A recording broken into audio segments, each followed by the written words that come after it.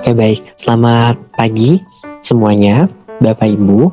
Pada kesempatan ini, izinkan saya, Jonathan Cipta, perwakilan dari kelompok 6, yang akan membantu menjelaskan secara lengkap mengenai PSAK 48, mengenai penurunan nilai aset. Nah, di dalam presentasi ini, saya akan menjelaskan mengenai latar belakang, tujuan, dan juga mengenai recoverable amount. Nah, dalam PSAK 48 ini, standar ini tuh sangat penting dan dibutuhkan oleh perusahaan karena berhubungan langsung dengan gimana cara perusahaan itu menilai asetnya secara wajar. Sehingga laporan keuangan diharapkan itu tidak menyesatkan bagi penggunanya. Boleh di next? Nah, izinkan saya memperkenalkan teman-teman saya terlebih dahulu. Yang pertama, itu ada Kak Luis Goset dengan NIM 2020 785, dan juga yang kedua ada Syifa Fitri Rahmadani dengan NIM 2024 70116. Dan yang ketiga ada Dara Khairisa Angelia dengan NIM 2024 70131. Dan saya sendiri yaitu Jonathan Cipta dengan NIM 2024 70132. Boleh di next? Di slide pertama ini, saya akan menjelaskan mengenai latar belakang kenapa standar PSAK 48 ini dibutuhkan. Nah, kenapa ini penting? Karena dalam dunia bisnis, nilai suatu aset tidak selalu tetap. Aset itu tuh bisa menurun nilainya karena berbagai faktor. Faktor-faktor ini dibagi jadi dua. Ada faktor internal, yaitu faktor dari dalam perusahaan, dan juga faktor eksternal, yaitu faktor dari luar perusahaan. Nah, faktor internal itu meliputi 3 hal. Yang pertama itu kerusakan fisik pada aset, dan yang kedua penurunan produktivitas karena mesin atau aset tetapnya itu selalu digunakan, maka ditakutkan aset tersebut mengalami rusak. Dan juga ketika dia sudah lama digunakan, produktivitas dari produktivitas dari aset tetap tersebut pasti menurun. Dan yang ketiga, ada perubahan rencana penggunaan dari aset tersebut. Dan yang faktor eksternal itu ada 4 hal. Yang pertama itu ada penurunan market value. Dan yang kedua, adanya resesi ekonomi. Dan yang ketiga, perkembangan teknologi yang akan membuat si aset tersebut menjadi usang karena tertinggal oleh inovasi-inovasi lainnya. Dan yang keempat, adanya perubahan regulasi dari si pemerintah. Nah, tanpa aturan-aturan yang jelas atau standar yang jelas, perusahaan bisa aja ngecatat aset tersebut dengan nilai buku yang terlalu tinggi. Sehingga ini akan membuat laporan keuangan itu tuh menjadi overstated dan dapat menyesatkan bagi penggunanya, yaitu investor, kreditur, ataupun regulator, ataupun bagi perusahaan itu sendiri. Maka dari itu, di PSAK 48 ini, dia hadir untuk memastikan bahwa aset tersebut tidak dicatat melebihi nilai yang dapat dipulihkan, yaitu recoverable amount. Sehingga diharapkan laporan keuangan itu tuh lebih wajar dan juga andal. Boleh di next? Nah, selanjutnya ada tujuan utama dari si PSAK ini. Tujuan utama itu saya bagi menjadi 3. Yang pertama itu mencegah aset dicatat melebihi jumlah yang dipulihkan, yaitu recoverable amount. Artinya apa? Artinya, jika asetnya sudah menurun, perusahaan itu tuh wajib mengakui dia sebagai rugi penurunan nilai. Mewujudkan laporan keuangan yang lebih realistis dan juga andal, di mana laporan ini tuh merefleksikan kondisi ekonomi real, sehingga keputusan penggunaan laporannya itu bisa lebih tepat untuk digunakan. Dan yang ketiga adalah memberikan pedoman tentang bagaimana mengukur jumlah terpulihkan, yaitu recoverable amount tadi, lalu mekanisme pengujiannya, kapan perusahaan harus melakukan uji penurunan nilai, serta gimana pengakuan dan pembalikannya. Dengan kata lain, PSAK 48 ini menjaga kejujuran dan pelaporan keuangan. Lalu muncul satu pertanyaan, kenapa laporan keuangan itu harus realistis? Nah, laporan keuangan yang disajikan secara realistis memiliki dampak yang besar banget nih bagi perusahaan. Aku mau jelasin ada 3 hal dampaknya. Yang pertama itu, dia menentukan biaya modal dan juga akses perusahaan untuk mendapatkan kredit kepada pihak lain. Dan yang kedua, dia mempengaruhi valuasi perusahaan di mata investor. Dan yang ketiga, dia akan memberikan transparansi mengenai resiko dan estimasi manajemen. Nah, penjelasan tambahan seperti asumsi perhitungan, alasan terjadinya impairment, serta sensitivitas estimasi sangat penting untuk menunjukkan seberapa kuat dan objektif si penilaian manajemen ini. Nah, lanjut ke slide berikutnya, yaitu ada ruang lingkup PSAK 48. Boleh di next?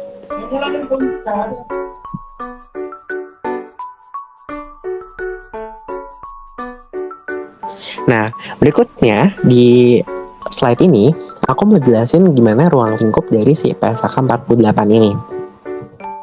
Ada aset-aset tetap yang diatur dalam PSAK 48, yaitu ada 3. Yang pertama ada aset tetap, yaitu tangible asset. Contohnya itu adalah building, machine, equipment, dan juga vehicle. Nah, untuk aset tidak berwujud, itu contohnya adalah paten, lisensi, hak eksklusif, merek, termasuk yang memiliki umur manfaat terbatas ataupun yang tidak terbatas. Dan yang ketiga adalah goodwill, yang timbul dari kombinasi bisnis dengan aturan pengujian dan perlakuan khusus. Nah, intinya semua aset yang menghasilkan manfaat ekonomi tidak diatur oleh standar lain.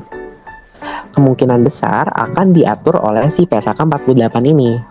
Lalu, aset-aset apa aja sih yang tidak diatur oleh si PSAK 48 ini? Contohnya itu, aku ngasih ada 4. Yang pertama itu ada persediaan, di mana persediaan ini tuh diatur oleh standar persediaan. Dan yang kedua adalah aset keuangan. Dia diatur oleh PSAK 71. Dan yang ketiga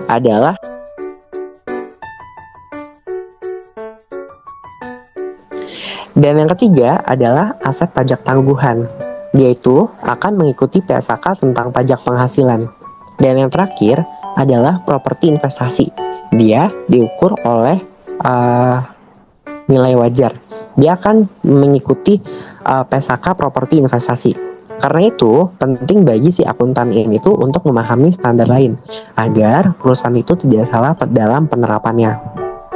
Nah, untuk poin yang goodwill tadi dijelaskan bahwa dia tuh ada perlakuan khusus terhadap goodwill dan aset tak berwujud umur manfaat tak terbatas. Itu maksudnya gimana? Goodwill dan intangible asset dengan umur manfaat tidak terbatas memiliki perlakuan yang unik, yaitu ada 3 perlakuan uniknya. Yang pertama itu dia tuh wajib diuji impairment minimal 1 kali dalam setahun, meskipun tidak ada indikasi dalam penurunan nilai. Nah, yang kedua, jika terdapat indikasi impairment, maka impairment itu tuh harus diuji lebih sering lagi nih. Dan rugi penurunan nilai atas goodwill tidak boleh dibalik di periode berikutnya. Hal ini karena goodwill itu tuh sifatnya sensitif terhadap kondisi ekonomi dan estimasi manajemen. Boleh di next. Nah, untuk slide berikutnya, aku mau jelasin tentang jumlah terpulihkan, yaitu recoverable amount. Di mana recoverable amount ini tuh adalah jumlah yang lebih tinggi antara 2 nilai. Yang pertama itu ada nilai wajar dikurangi biaya penjualan atau fair value less cost to sell, dan juga nilai pakai, yaitu value in use, yaitu nilai kini dari arus kas masa depan yang diharapkan dari penggunaan aset tersebut. Penjelasannya itu bagaimana? Penjelasan itu adalah perusahaan itu tuh harus menghitung jumlah kedua nilai tersebut dan memilih nilai tertinggi sebagai jumlah yang terpulihkan. Contohnya itu gimana? Contohnya itu adalah kita ke slide berikutnya. Boleh di next. Nah, di dalam slide ini aku ngasih contoh yaitu sebuah mesin yang memiliki book value sebesar 1 miliar. Nah, jika si mesinnya itu dijual, setelah biaya penjualan nilainya itu tuh hanya 850. Tapi kalau misalnya perusahaan itu tetap menggunakan mesin tersebut, maka arus kas masa depannya menghasilkan nilai sekarang sebesar 900 juta. Hal ini membuat recoverable amount-nya itu adalah 900 juta. Karena nilai bukunya itu tuh lebih tinggi dari jumlah terpulihkan, maka perusahaan itu harus mengakui rugi penurunan nilai sebesar 100 juta. Ini didapatkan dari 1 miliar tadi dikurangin dengan 900 juta, sehingga didapatkan 100 juta. Nah, untuk kesimpulannya dari materi yang sudah aku jelaskan, ada 3 poin besar yang aku mau tandaskan kembali. Yang pertama itu, PSAK 48 ini tuh memastikan aset itu tuh tidak dicatat lebih tinggi dari nilai yang dapat dipulihkan. Yang kedua, pengujian impairment penting untuk menjaga keandalan laporan keuangan. Dan yang ketiga, recoverable amount adalah inti perhitungan, yaitu kita harus memilih nilai tertinggi antara fair value, less cost to sell, dan juga value in use. Nah, dengan memahami pentingnya dan isi dari PSAK 48 ini, perusahaan dapat menyajikan laporan keuangan yang jujur, transparan, dan juga berkualitas tinggi. Terima kasih. Teman-teman, jadi saya mau jelasin tentang indikasi dan pengukuran penurunan nilai sesuai dengan PSAK 48. Sebelumnya, perkenalkan dulu nama saya Syifa Fitri Ramadhani dengan NIM dengan NIM 2024 70116. Nah, indikasi penurunan nilai ini tuh apa sih? Intinya gini, perusahaan itu harus pastiin bahwa nilai aset yang kita catat di laporan keuangan itu tuh benar-benar sesuai dengan kondisi sebenarnya. Jangan sampai nilai di laporan keuangan kelihatan bagus, tapi nyataannya asetnya tuh udah enggak seharga itu. Makanya PSAK 48 ini mengharuskan perusahaan mengevaluasi apakah ada indikasi bahwa suatu aset mengalami penurunan nilai. Indikasi itu dibagi menjadi 2. Ada indikasi eksternal dan indikasi internal. Yang pertama, indikasi eksternal. Ini tuh hal-hal yang terjadi di luar perusahaan yang nggak bisa kita kontrol. Misalnya, harga pasar aset turun tajam. Contoh, kita punya mesin yang tahun lalu harga pasarnya itu masih 200 juta. Tiba-tiba tahun ini harga pasar mesin itu cuma 120 juta karena supply banyak atau teknologi baru muncul. Itu tandanya nilai mesin kita kemungkinan juga turun. Atau kondisi perubahan ekonomi. Kayak pas pandemi, banyak bisnis turun performanya. Atau kalau suku bunga naik, otomatis diskon rate yang dipakai untuk menghitung value in use-nya itu juga naik. Dan itu bikin nilai kini arus kas jadi turun. Sama halnya kalau muncul teknologi baru. Contohnya, mesin generasi terbaru yang lebih efisien dan hemat listrik. Otomatis mesin lama jadi kurang kompetitif kan? Nah, ada juga nih indikasi internal. Ini hal-hal yang terjadi di dalam perusahaan dan biasanya lebih dan langsung. Misalnya, asetnya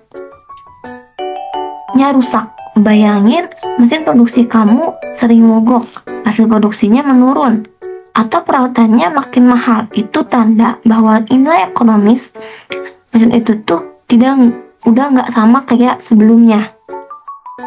Atau kinerja personal terus memburuk. Misalkan pendapatan turun atau biaya operasi meningkat secara signifikan. Atau perusahaan lagi restrukturisasi. Misalnya perusahaan ini memutuskan tutup lini produksi tertentu, otomatis aset yang mendukung ini itu tuh akan kurang bermanfaat lagi.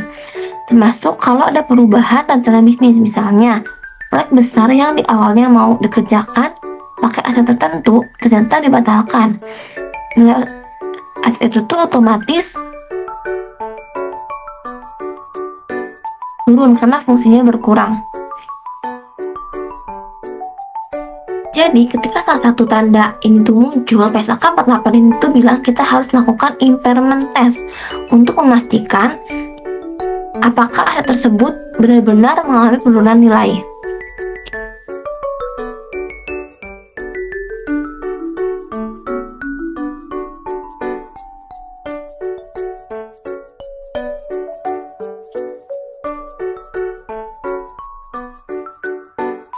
Nah, selanjutnya ini tuh, kalau indikasi itu sudah ada, barulah kita masuk ke langkah yang lebih teknis, yaitu cara menghitung penurunan nilai. Sama, kita lihat dulu nih carrying amount-nya atau nilai tercatat asetnya. Ini angka yang ada di neraca setelah dikurangi penyusutan dan penurunan nilai sebelumnya. Setelah dapat nilai tercatatnya, kita harus bandingkan nih dengan recoverable amount-nya. Recoverable amount ini tuh adalah angka terbesar antara fair value loss cost to sell dengan value in use. Fair value loss cost to sell ini tuh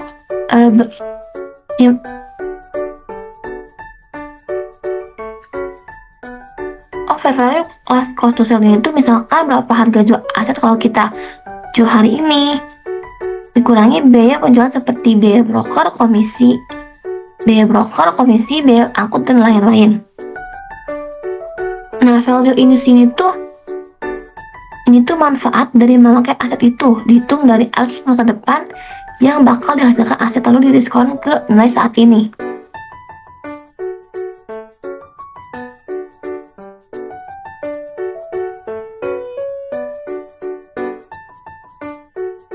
Nah, dua angka ini tuh kita bandingkan lalu ambil yang paling besar bagi recoverable amount-nya.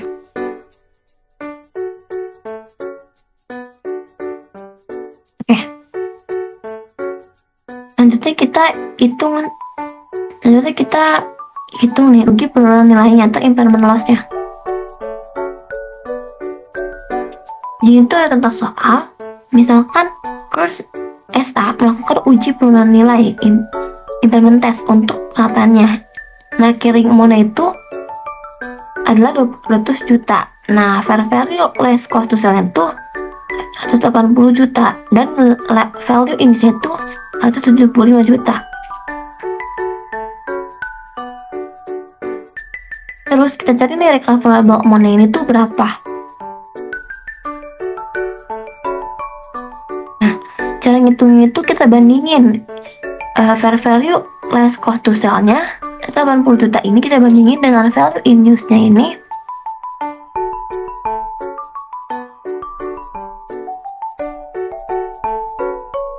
Nah, aturan PSAK 48 tadi tuh bilang kita nih harus ambil yang lebih tinggi dari dua nilai ini. Jadi karena 80 juta itu lebih tinggi dari 175 juta, otomatis recoverable amount itu sama dengan 180 juta. Nah, setelah dapat recoverable amount, baru deh kita hitung impairment loss-nya. Rumusnya tuh simpel banget, carrying amount dikurangi dengan recoverable amount-nya. Nah, 200 juta ini kita kurang dengan 80 juta. Jadi perusahaan ini mengalami rugi penurunan nilai itu sebesar 20 juta. Artinya apa? Artinya nilai aset yang tadi tercatat 200 juta harus diturunin jadi 180 juta dan selisih 20 juta ini tuh diakui sebagai beban rugi penurunan nilai. Jadi beban ini tuh nanti muncul di laporan laba rugi.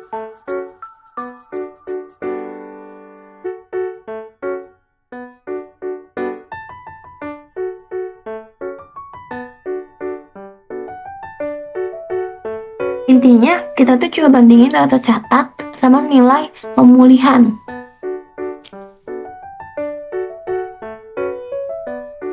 Kita bandingin antara carrying amount dan recoverable. Terus lihat selisihnya.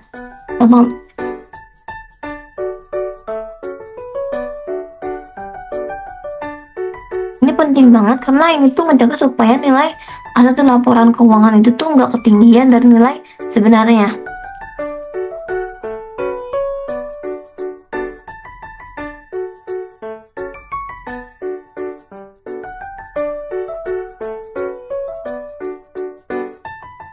Sekarang masuk ke bagian akhir, yaitu unit penghasil kas, UPK, atau bahasa Inggrisnya tuh Cash Generating Unit. Ini tuh penting banget karena nggak semua aset tuh bisa kita uji penurunan nilainya secara individual.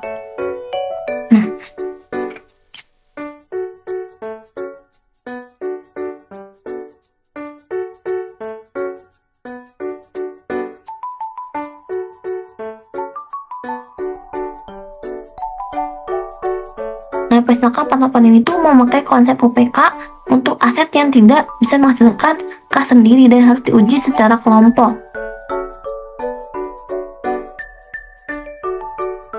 UPK ini tuh adalah kelompok aset terkecil yang menghasilkan arus kas masuk yang secara besar independen dari aset atau kelompok aset lain. Contoh aset yang diuji sebagai UPK itu mesin yang tidak bisa dihitung arus kasnya secara terpisah. Contoh gampang itu, misalkan ada satu toko minimarket, toko itu tuh punya rak, pendingin, mesin kasir, AC, kamera, lampu. Semua benda ini tuh nggak bisa menghasilkan uang sendiri-sendiri. Kita nih nggak bisa bilang AC menghasilkan kas segini, rak menghasilkan kas segini. Nggak bisa, karena semuanya tuh kerja bareng untuk menghasilkan pendapatan toko.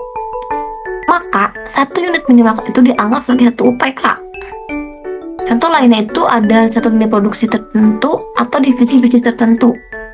Nah, kalau perusahaan ini melakukan implementasi di level UPK, maka yang pertama itu hitung carry amount setelah seluruh aset di dalam UPK.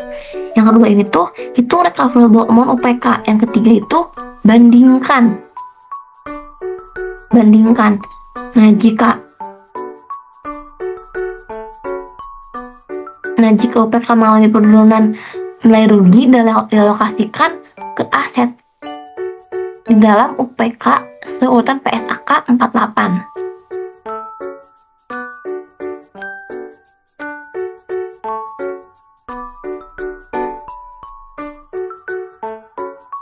Nah, jadi kalau kita singkatnya tuh misalkan 48 ini tuh mengatur supaya nilai aset yang ditampilkan tuh benar-benar mencerminkan nilai yang realistis. Kita nih mulai dari lihat indikasi, lalu menghitung recoverable amount, bandingkannya dengan nilai tercatat, dan akhirnya menentukan apakah ada penurunan atau tidak. Konsep UPK itu kita pakai untuk aset yang nggak bisa diuji sendiri. Tujuannya itu supaya hasil implementasi lebih akurat dan lebih relevan. Itu aja dari aku, semoga bisa membantu teman-teman memahami alur penurunan nilai menurut PSAK 48 dengan cara yang lebih sederhana dan mudah dicerna. Terima kasih. Terlepas dari apakah ada indikasi rugi atau tidak, uji penurunan yang dilakukan pada tingkat unit penghasilan kas atau UPK karena goodwill tidak menghasilkan arus kas secara independen. Alokasi goodwill dialokasikan ke UPK atau kelompok UPK yang diperkirakan mendapatkan manfaat daripada sinergi kombinasi bisnis.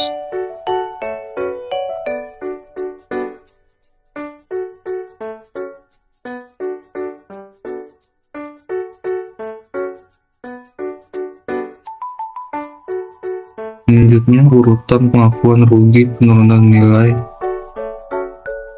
Bila UPK mengalami penurunan nilai, kurangi nilai tercatat di goodwill terlebih dahulu. Setelah goodwill habis, baru dikurangi aset dalam UPK secara profesional.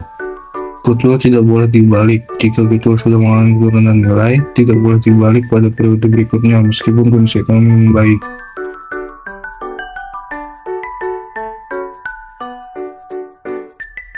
Kembalikan penurunan nilai ini atau reversal. Kapan pembalikan diperbolehkan? Mengembalikan rugi penilaian nilai diperbolehkan untuk aset selain goodwill jika perubahan Estimasi tidak diperbolehkan apabila perubahan berasal dari kenaikan nilai nilai wajar semata-mata karena berlalunya waktu. Apa memberikan tidak diperbolehkan itu tidak boleh dibalikan meskipun alasan penurunan nilai sebelumnya sudah tidak ada. Oke, sekian dari saya, terima kasih.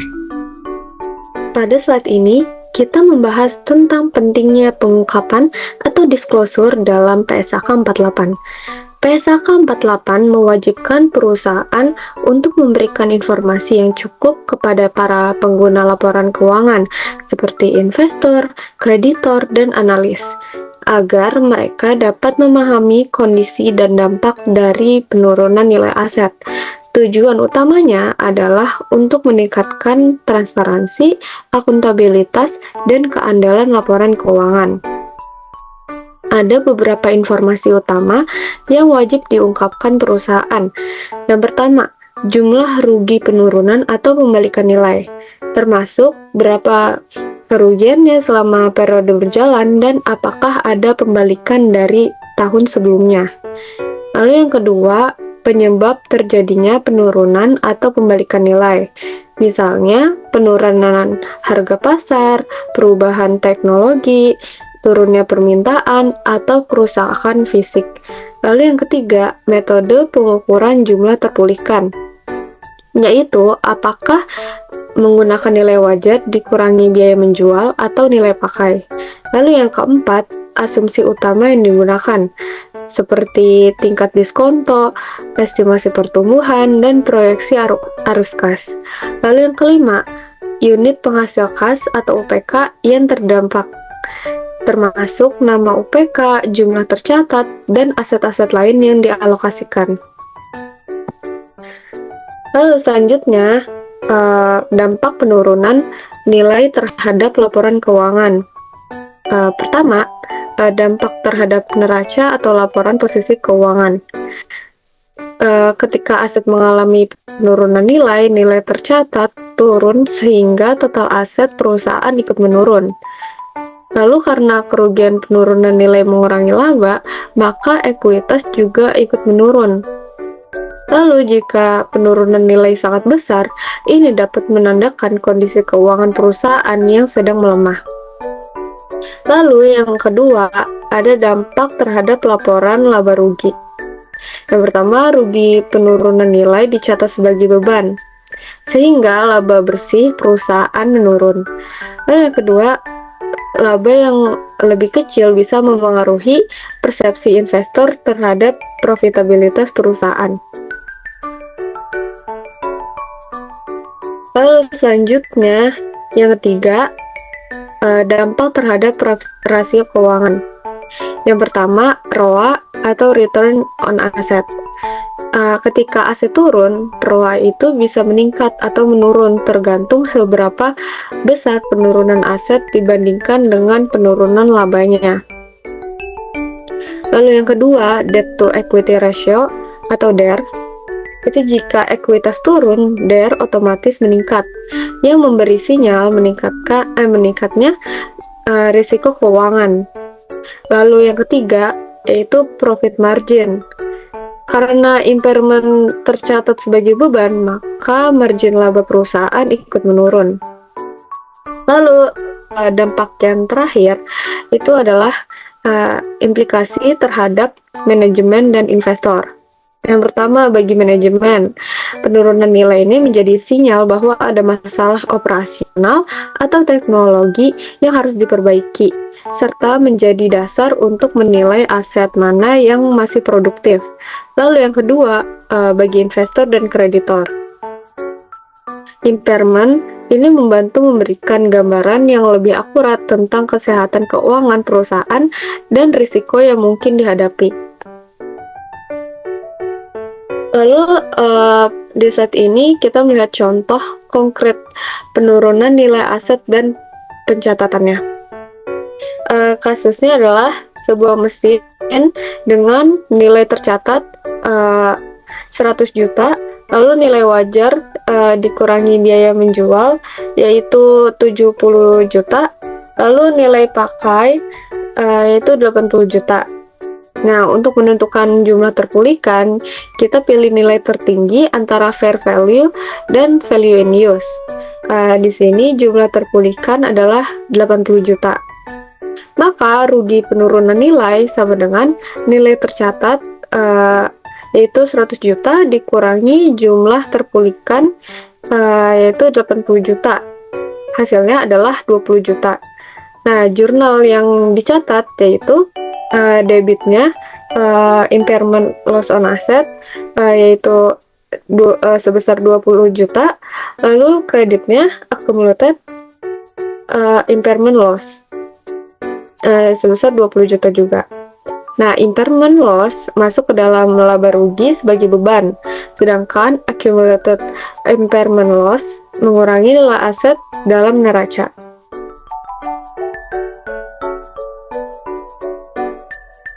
Nah, sebagai penutup, ada 3 poin penting.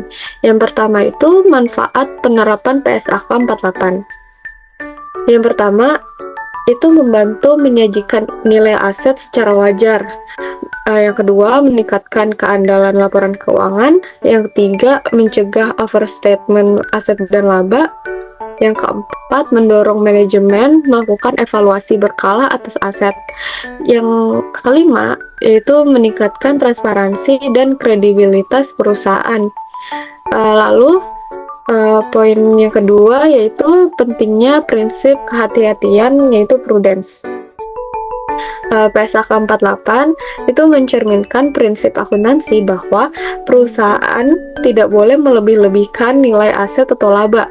Artinya, laporan keuangan harus menggambarkan kondisi yang sebenarnya. Lalu, poin yang terakhir yaitu pentingnya transparansi. Dengan pengungkapan yang memadai, pihak-pihak terkait dapat memahami risiko operasional, menilai kualitas aset, dan mengambil keputusan ekonomi dengan lebih objektif.